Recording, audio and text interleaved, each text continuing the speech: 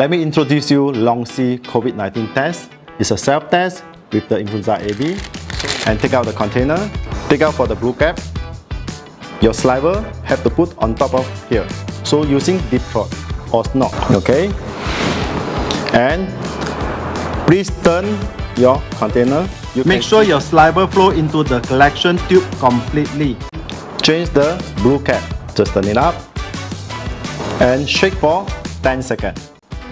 And you leave it for 1 to 5 minutes. So next step, open the cassette. After 5 minutes, you just open this cap. You can see the hole there, the small hole. Put the 3 drop on the cassette, small area. 1, 2, 3. 1, 2, 3. So after that, you can see the time. You can see the result, and 15 minutes, you can see the final result. It is effectively detecting the mutated variants. Example, Delta variant.